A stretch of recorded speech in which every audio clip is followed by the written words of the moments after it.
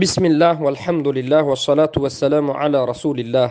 اما بعد، در مسئله نماز خواندن از پشت امام های معین کرده طاغوت، همون امام هایی که خدمتگار طاغوت هستند، گفتی طاغوت را بجا می آورند و عقیده شون هم باطل است. از چند جانب اینها قبوریند. البته که از پشت اینها نماز خواندن باطل است.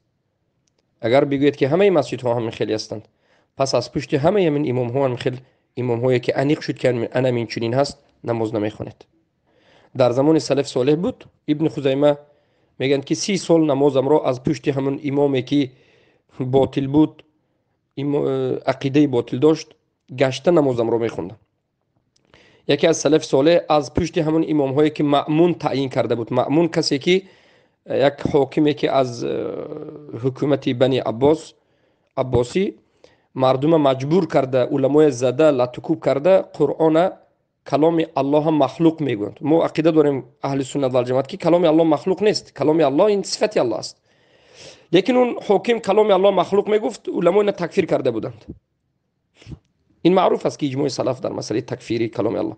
پس سفیان ثوری بودند و بعض از سلف دیگر، هر امامی که همین مأمون تعیین کرده بود مسجد ها از پشت نماز نمیخوند. سبحان الله.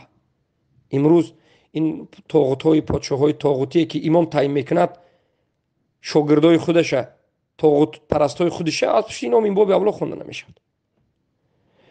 یا در وقتی که رافضه ها مغرب و مصر دولت عبیدی گرفت، فاطمیه، بسیاری از امام ها بودند که خودشون اهل سنت و الجماعه میگفتن، عقیدهشون هم خوب بود، اما در بالای منبر برآمده همون دولت رافضه یک این دولت خوب است گفته میسودند، علما هم تکفیر کردن، از پشت نماز خوندن باطل گفتند. و این چیز بود، این چیز نو پیدا نشد و این چیز از اول بود. و این عقیده اهل سنت و الجماعت است که از پشت امام نماز خوانده میشد که کفر بواح، عقیده باطل نداشته باشد و طاغوت پرست نباشد و ضد مسلمان های قرآن و سنت نباشد.